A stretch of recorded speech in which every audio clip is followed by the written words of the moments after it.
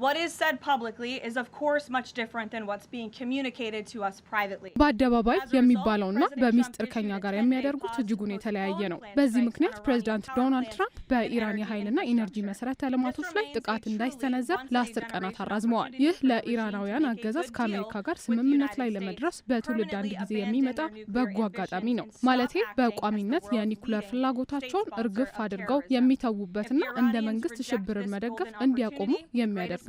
Stop acting as the world's leading state sponsor of terrorism. የኢራን ጦርነት የሩሲያና ዩክሬን ውጥረት የእጅ አዙር ሜዳ መሆኑን የፖለቲካ ተንታኞች አስቀምጣሉ። የፑቲን እጅ በሚስጥርም ቢሆን ኢራን ውስጥ ገብቷል። የዘለንስኪም ለውጥ ያምጣም አያምጣም በአደባባይ ገልፎች ውስጥ ገብቷል። አረዳዱ ሆኖ ተመስክቧል። ሞስኮና ኪየቭ የመካከለኛው ምስራቅ ውጥረት በራሳቸው ወታደራዊ አቅም ቅርጽ ለመጠቀም አካሄዱን ወይም ደግሞ መደላድሩን መፍጠራቸው ግልጽና አንድ ሀገር ብሔራዊ ጥቅሙን ለማስከበር የሚሄድበት ርቀት እንደሆነ በግልጽ ተቀምጧል። ስትራቴጂውን ማበርታት ተፈጥሮ የዲፕሎማሲ አካሄድ ነው ይላሉ በካውንስል ኦን ፎሬን ሪሌሽን የብሔራዊ ደህንነት ተቋሙ ከፍተኛ ባለሙያና ተንታኝ ማክስ ቦት። አይደለም በአንደኛው ክፍለ ዘመን ቀደም ባሉት ጊዜያት እንኳን የመካከለኛው ምስራቅ ጦርነቶችም ሆኑ በየዓለም ጥጉ የሚቀሰቀሱ ውጥረቶች ወደ እጅ አዙር የሚሸጋገሩበት አውድ የሰፋ ሆኖ ቆይቷል። የዛኔዋ ሶቪየት ህብረት፣ ሰሜን ኮሪያና ሰሜን ቪየትናም ከአሜሪካ ጋር ጦርነት ውስጥ በነበሩበት ሰዓት ስትደግፋቸው እንደነበር ማሳያ ተደርጎ ይወሰዳል። በተመሳሳይ በ1980ዎቹ የአፍጋኒስታን ነጻ አውጪዎች ሙጃሂድን አሜሪካ ደግፋ ቀዩን ጦር አስመትታለች ተብሏል። የኢራኑም ጦርነት ተመሳሳይ ወታደራዊ አረዳዶች እንዲኖሩ የሚያደርጉ ምልክቶችን እያሳየ የፖለቲካውን አውድ ዘለንስኪ በግልጽ ከአሜሪካና ገልፍ ሀገራት ጋር በመጣመር ዓለም አቀፋዊ ፑቲን ከአሜሪካ ጋርም ሆነ ከእስራኤል ጋር መጋፈጥን ባይፈልጉም ኢራን ስትራቴጂካዊ አጋራቸው በመሆኗ በሚስጥር አይዟችሁ እያሉ እንደቀደሙት ጊዜያት ምስጢራዊ እያደረጉት ነው ይላሉ ተንታኝ ቦት። በጉዳዩ ላይ የተለያዩ ሀሳቦች ይጋራሉ።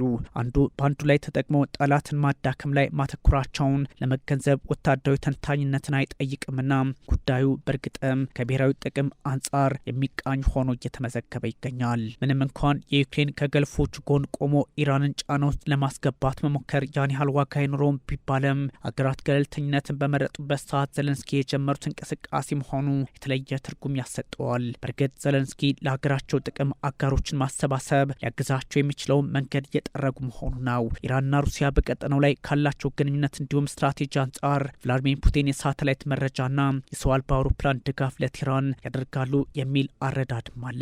የዩክሬኑ ፕሬዝዳንት ዘለንስኪ የሩሲያ መንግስት ሳተላይቱን በመጠቀም የት ቦታ ምን አለ፣ የትኛው ቢመታ አሜሪካን ይጎዳታል የሚለውን ኢላማ በመለየት ለቴህራን አሳልፎ በመስጠት ዋሽንግተንን ያስመቱ ነው በሚል መረጃ አጋርተዋል። የዩክሬን የደህንነት ኃይሎች ያረጋገጡት ነው ዘለንስኪ ተናገሩትም ተብሏል። የአሜሪካና እንግሊዝ የጦር ሰፈር በህንድ ውቅያኖስ ዴጎ ጋርሲያ፣ ኩዌት ዓለም አቀፍ አየር ማረፊያ፣ በሳውዲ ፕሪንስ ሱልጣን አየር ኃይል ጦር ሰፈር፣ በካታር ግዙፉ የአሜሪካ አየር ኃይል ሰፈር ላይ አልዩዴድ እንዲሁም በመካከለኛው ምስራቅ ቁልፍ የአሜሪካ ወታደራዊ ይዞታዎች የተመቱት በፑቲን ኃይሎች መረጃ አቀባይነት ነው የሚለውን በማሳያነት አንስተዋል ዘለንስኪ። በሳውዲም ሆነ በተለያዩ የቀጠናው ሀገራት ላይ ኢራን ኢላማውን ያልሳተ ጥቃት የፈጸመችው በሞስኮ ቴክኖሎጂ ውጤት ነው። እንደ ጀርመኑ መራሄ መንግስት ፍሬድሪክ ሜርዝ ና ዘለንስኪ ያሉ መሪዎች ፖለቲካዊ ግንዛቤም ሆኖ ተመስክቧል። በቀጠናው ያሉ የአሜሪካ ጦር ሰፈሮች 13 እንኳን የተመቱበት አጋጣሚ ከዚህ ጋር አብሮ የሚቃኝ ነው ሲል ኒውዮርክ ታይምስ ማስነበቡ የሚዘነጋ አይደለም። ኢራን የራሷ ሳተላይትን ተጠቅማ በዚህ በረቀቅ አኳን የአሜሪካን ይዞታዎች ልትመታ አትችልም በሚል ወታደራዊ ተንታኞች ያስቀምጣሉ። በእርግጥም ሩሲያ ያለችበት ግፋቢል ቻይና ይላል የደ ዋሽንግተን ፖስት ዘገባ። ባለፉት 4 ዓመታት ሩሲያ ከኢራን የሰው አልባ አውሮፕላን ድጋፍ ታገኝ እንደነበር ያስታወሰው ዘገባው አሁን ላይ ደግሞ ነገሮች ተገልብጠው ሞስኮ ለቴህራን እየደገፈች ነው ይላል። ሩሲያ የራሷን ቻይ ድሮኖች ከኢራን እውቀቱን በመውሰድ የጀት ሞተር ሳይቀር ያለው ድሮን ያመረተች ይገኛል። በሆርሙዝ ሰርጥን እናስከፍትና በጦርነቱ ላይ በአውሮፓ ህብረት እንዲሁም በሰሜን አትላንቲክ የጦር ጥምረት ጥርስ የነከሱት ትራምፕም ቢሆኑ ይህን ሰምተው ሞስኮውን ከመውቀስ ብራሰልስን መሳደብ መርጠዋል። መጋቢት 13 ላይ በነበራቸው ቃለ መጠይቅ እንኳን ትራምፕ ፑቲንን ከመናገር ይልቅ አለሳልሰው ሀሳባቸውን ለመግለጽ የሄዱበት ርቀት ዋሽንግተን ሞስኮ እንዳለችበት ወታደራዊ አረዳዱ አላት ለማለት እድል የፈጠረ ሆኗል። We have had no direct negotiations with America so far. እስካሁን ከአሜሪካ ጋር ቀጥተኛ ድርድር አላደረግንም። ከመጨረሻው ዙር ድርድር ወዲህ እስካሁን ምንም አላደረግንም። የአሜሪካ ፍላጎት እጅግ የበዛ ነው። መሬት ላይ የሚያርፍም አይደለም፣ አመክንዮም የለውም።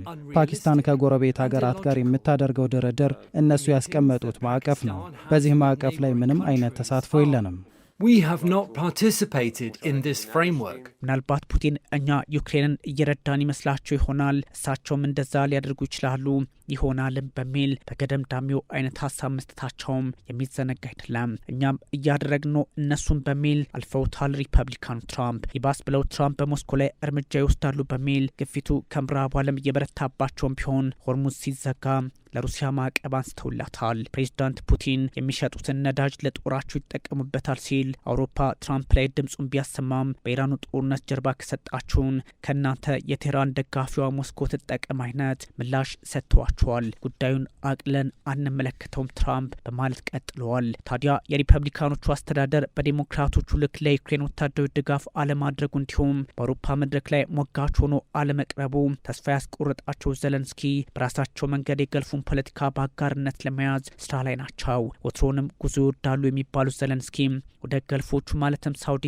ካታርና አረብ ኤምሬቶች የመጓዛቸው ሚስጥርም ይሄው ነው። ከሳውዲና ካታር ጋር የ10 ዓመት የመከላከያ እንዲሁም የደህንነት ስምምነት ያደረጉት በእርግጥም የጃዙሩን ለመጠቀም ነው ተብሏል። በኢራን ሰራሾቹ ሰው አልባ አውሮፕላኖች ጥቃት ልምዶ ያላቸው ዘለንስኪ የጸረ ድሮን ቴክኖሎጂ፣ የጋራ ምርትና ቀጠናዊ የደህንነት ትብብርን ትኩረት አድርገው ተስማምተዋል። ለዚህም ነው ፑቲን በሚስጥር ዘለንስኪ በአደባባይ የመካከለኛው ምስራቅ ውጥረት ተቀላቅለውታል በሚል ዎል ስትሪት ጆርናል ያስነበበ የሚገኘው። ዘለንስኪ የአውሮፓ ትኩረት ወደ መካከለኛው ምስራቅ መሆኑን በመገንዘባቸውና በዋናነት አሜሪካ በራሷ የቤት ስራ በመያዟ ዲፕሎማሲውን ወደ ገልፍ ማዞር እንዲሁም በራስ ኃይል ሩሲያ ላይ ጥቃት መሰንዘርን መርጠዋል። ከዩክሬን 965 ኪሎ ሜትሮች ርቀት ላይ ባልቲክ ባህር ላይ የሩሲያን መሰረተ ልማት ዘለንስኪ ያስመቱትም ነዳጅ ሸጠው አቅማቸውን ለምን ፑቲን ያጠናክራሉ በሚል እንደሆነ ተነግሯል። ሩሲያ የነዳጅ ጭነቷን 40 በመቶ እንድትገታም አድርጓታል። በርካታ የድሮን ቴክኖሎጂ ባለሙያዎችን ወደ ገልፍ ሀገራት የላኩት ዘለንስኪ ልምዳቸውን በመጠቀም ከመካከለኛው ምስራቅ ሀገራት ጋር ውል የማሰር እድልም አግኝተዋል። ገልፎቹ የኢራንን ድሮኖች ለማክሸፍ እያንዳንዳቸው $3.7 ሚሊዮን ዋጋ ያላቸውን ፓትሪዮት ሚሳይል ስርዓቶችን ለመጠቀም መገደዳቸው አማራጭ ዋጋ ቅነሳ ከሄድን እንዲያያዙት ያስገድዳቸዋል። ከ20 እስከ 50 ሺህ የአሜሪካ ዶላር የኢራን ድሮኖች በ3.7 ሚሊዮን ውጊያ የሆነባቸው ዶሃ፣ ሪያድና ኤምሬቶች ወታደራዊ አካሄዳቸውን መቀየስ ይጠበቅባቸዋል። ስትራቴጂያቸው ወደ ዩክሬን ሆኗል ለማለት አዳጋች ቢሆንም በአሁናዊ አጋጣሚዎች ግን ዘለንስኪ ከዝቅተኛ ዋጋ ቴክኖሎጂ ጋር በተያያዘ እድሉን አግኝተዋል። የኢራንን ድሮኖች ለመለየት እንዲሁም ለማክሸፍ $1,000 በታች በሆነ ዋጋ መከላከል የሚያስችል አቅም ለመፍጠር ዘለንስኪ የሰላጤውን አገራት አሳምነዋቸዋል። በዛ መንገድም እየሰሩ ይገኛል። በዚህ ላይ የኢራንን ድሮኖች ጥቃት ሲያደርሱ እንዴት ማክሸፍ እንዳለባቸው ልምዱ ያላቸው ዩክሬኖች ወታደራዊ ተጠቃሚ ለመሆን የመካከለኛውን ምስራቅ ጦርነት እየተጠቀሙበት ነው ተብሏል። በእርግጥ የኢራን ፖለቲከኞች ከዩክሬን ሽንፈትን እንጂ ሌላ አይማሩም በሚል በገልፍ ሀገራት ላይ መሳለቃቸውን ይቀጥሉበታል ተብሏል። ይህ ባለበት የሆርሙዝን ፖለቲካ በተለየ ቅርጽ ለማየት የሞከሩ አገራት ቁጥራቸው እየጨመረ መጥቷል። ትራምፕ አገራት እንደ ዩናይትድ ኪንግደም ያሉት የጀት ነዳጅ ማግኘት የተሳናቸው ወደ ሆርሙዝ ሄዳችሁ ነዳጁ ሰዱ የሚል ሀሳብ መስጠታቸውም እያነጋገረ ይገኛል። ሀገራት ለራሳቸው እንዴት መዋጋት እንዳለባቸው መማር ይጠበቅባቸዋል። እናንተን ለማገዝ አሜሪካ ከእንግዲህ አትደርስላችሁም፣ እናንተ ለእኛም እንዳልተገኛችሁልን ሁሉ በሚል ትራምፕ በትሩዝ ሶሻል ሚዲያቸው ላይ ጽፈዋል። በእርግጥ ኢራን ላይ የተለያዩ ሀገራት ጫና እየፈጠሩባት ይገኛል። የራሳችሁን ነዳጅ ሄዳችሁ ተቀብላችሁ ውሰዱ ያለው መልእክት ትራምፕ መስደዳቸው ደግሞ ጉዳዩን አሳሳቢ ያደርገዋል። የአሜሪካ B52 ተልዕኮ መጀመሩን ደግሞ የአሜሪካው ጆይንት ስታፍ ቺፍ ዳን ኬን ማሳወቃቸውና የፔንታጎኑ ፔታክሰት በኢራን የአገዛዝ ለውጥ አድርገናል ማለታቸው ጉዳዩን ከተለያየ አቅጣጫ ለማየት እድል የፈጠረ ሆኗል። ፕሬዚዳንት ዶናልድ ትራምፕ ከጊዜ ወደ ጊዜ ለዓመታት ሲሉት እንደነበረውና እንደዚህ አስተዳደር ኢራን የኒውክሌር ጦር መሳሪያ ፈጽሞ አይኖራትም መቼውንም ቢሆን እነዚህ ወታደሮች ጦርነቱን ለልጅ ልጆቻቸውና ለልጅ ልጆቻቸው ሲሉ መጨረስ ይፈልጋሉ። ይህ ታሪክ ጉዳይ ነው። ይህ አሻራ ጉዳይ ነው።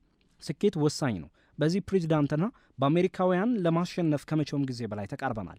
ፕሬዚዳንት ዶናልድ ትራምፕ የትኛውን ፕሬዚዳንት ለማድረግ ወኔው እንኳን የሌለውን አድርገዋል።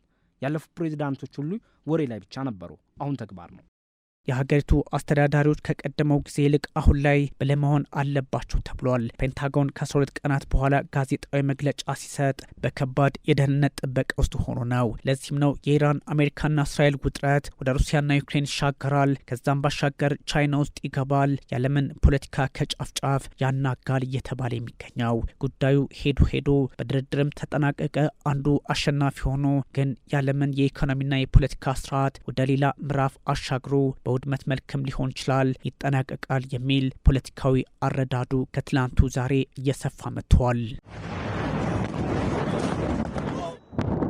ኢራን የእስራኤልና የአሜሪካ ወታደራዊ ማዕከላትን መምታቷን ይፋ ማድረጓም ደግሞ በዚህ ልክ የሚታይ ሆኗል። የኢራን እስላማዊት ዘብ ኃይል ማለትም IRGC የከፈተው ጥቃት በቀጠናው የሚገኙ የእስራኤልና የአሜሪካ ወታደራዊ ሰፈሮችን መትቻለሁ በሚል አረጋግጧል። 88 ሰው አልባ አውሮፕላኖች ወይም የድሮኖችና የሚሳይል ጥቃት በተፈጸመበት አዲስ ዙር ላይ የሆነ እንደሆነ ተነግሯል። በዚህ አጋጣሚ ደግሞ ኢራን አሁንም ጥቃቴን አጠናክሬ እቀጥላለሁ የሚል መልእክት ለመላክ እድሉን አግኝታለች። የአየር ኃይላችን በኢማድ በካረምሻር 4ና በቃድር የተለያዩ ሚሳይሎች ጥቃት ፈጽሟል በሚል የኢራን እስላማዊ አብዮታዊ ዘብ ኃይል IRGC በመግለጫው ይፋ አድርጓል። በእስራኤል ውስጥ ማዕከላዊ ሰሜናዊና ደቡባዊ ክፍል የሚገኙ ኢላማዎች በመታቸውንም እንደዚሁ ያስቀመጠ ሲሆን ወታደራዊ አዛዦች ዋነኛ የግንኙነት ማዕከልን እንደሚያካትት በይፋ አስቀምጧል። IRGC ይህ እስከምን ይቀጥላል? በእርግጥም አሳክተዋል ወይ? አሁንም የሚታይ ቢሆንም ፖለቲካው ግን በዛ ልክ የሚታይ ሆኖ ተመዝግቧል። በተለይም ደግሞ በሆርሙዝ ወሽመጥ ከዚህ ቀደሙ በበለጠ መርከቦች የተላለፉ መሆኑን የአሜሪካ መከላከያ ሚኒስትር ፔት ሄግሴት ሀሳብ መስጠታቸው መነጋገሪያ ሆኗል። የአሜሪካ መከላከያ ሚኒስትር ፔት ሄግሴት በሆርሙዝ ሰርጥ በኩል ከዚህ ቀደም ከነበረው በበለጠ መርከቦች የተላለፉ መሆኑን ያስቀምጣሉ። ለጋዜጠኞች ከ12 ቀናት በኋላ ለመጀመሪያ ጊዜ መግለጫ ሰጥተዋል። ስለ ኢራንና አሜሪካ ድርድር ይጠየቃሉ። ድርድሩ እውነተኛ ነው የሚል ሀሳብም ሰጥተዋል። ግን እያደገ ነው ከማለት የተሻገረ ዘርዘር ያለ መረጃ ከመስጠት ተቆጥበዋል። በኢራን የስርዓት ለውጥ ተደርጓል የሚል ሀሳብም ሰጥተዋል። ፔት ሄግሴት ምን ያህልና እንዴት በሚለው ግን በርካቶች ጥያቄ የሚያነሱባቸው ሆኗል። ከፕሬዚዳንት ዶናልድ ትራምፕ ጋር ስምምነት ላይ ካልተደረሰ በኢራን ላይ የሚፈጸመው ጥቃት ተባብሶ እንደሚቀጥልም ማወቅ አለባቸው የሚል ሀሳብ ሰጥተዋል። በበርካቶች ዘንድ መግለጫ እየተሰጠ ያለው ከራሳቸው የፖለቲካ ጥቅም አንጻር እንጂ ህዝቡን ግምት ውስጥ ያስገባ አይደለም በሚልም እንደዚሁ ጥያቄው የተነሳባቸው ይገኛል። ማብራሪያ ሰጥተዋል። ፔት ሄግሴት የአሜሪካ ጥምር ኃይል ዋና ኃላፊ የሰጡት ሀሳብ ደግሞ ይህን የሚያረጋግጥ ሆኗል። ትራምፕ የአውሮፓ ሀገራት ወደ ሆርሙዝ ሰርጥ ሄደው ነዳጃቸውን እንዲወስዱ ማሳሰባቸው ደግሞ ሌላ አይነት የፖለቲካ ትርምስ በዛው ቀጠና ላይ የሚፈጥር ነው እየተባለ ይገኛል። ትራምፕ ይህን ማለታቸው ምን አስበውና ከምን አካውን በእርግጥም በግልጽ ያልተቀመጠ ጉዳይ ሆኗል። ፕሬዚዳንት ዶናልድ ትራምፕ የዩናይትድ ኪንግደም፣ ፈረንሳይና ሌሎች ሀገራት መሪዎች ወደ ሆርሙዝ ሰርጥ በመጓዝ ነዳጃቸውን እንዲወስዱ እናስተላልፋላቸዋለን መልእክት በሚል ሀሳብ መስጠታቸውም በዚሁ አነጋጋሪ ሆኗል። ሄዳችሁ የራሳችሁን ነዳጅ ውሰዱ፣ በቃ ውሰዱት አልኳችሁ እኮ በሚል ሀሳባቸውን በትሩዝ ሶሻል ሚዲያቸው ላይ አጋርተዋል። ሄዳችሁ የራሳችሁን ነዳጅ ውሰዱ ሲሉ ምን አይነት የፖለቲካና ወታደራዊ አንደምታ አለው? በተለያየ መንገድ የሚታይ ሆኗል። በተለይም ደግሞ የፈረንሳይ እንቅስቃሴና የጦር መሳሪያ ሽያጭ ሁኔታን ፕሬዚዳንት ዶናልድ ትራምፕ እንዲናደዱ አድርጓቸዋል ተብሏል። ፈረንሳይ የጦር መሳሪያ ለምን ወደ እስራኤል የሚጓዙ አውሮፕላኖች በአየር ክልሏ እንዳያልፉ አገደች በሚል ትራምፕ ሀሳባቸውን ለማጋራት ግድ ብሏቸዋል። ፈረንሳይ እያገዘችን አይደለም፣ ጭራሽ በዛ አይነት አካሄድ ውስጥ አይደለችም በሚል አሁን ሀሳባቸውን ሰጥተዋል። የኢራን ጠላት ተወግደዋል በሚልም በሌላ አቅጣጫ ሀሳባቸውን ለማጋራት እድሉን አግኝተዋል። ፕሬዚዳንት ዶናልድ ትራምፕ በማህበራዊ ሚዲያቸው ትሩዝ ላይ ፈረንሳይን አውግዘዋታል። አሜሪካ ይህን አትዘነጋውን፣ መቼም ቢሆን የምናደርገው እነሱ ያደረጉት ነው በሚል ሀሳባቸውን ለማጠናከር ሞክረዋል። ኢራን በአረብ ሀገራት ላይ የምትፈጽመው ጥቃት በአሜሪካ ኃይሎች ላይ ያነጣጠረ ነው በሚል በውጭ ጉዳይ ሚኒስትሯ ሰይድ አባስ ራግቺ በኩል ሀሳብ መስጠቷ በበርካቶች ዘንድ መነጋገሪያ ሆኖ ቆይቷል።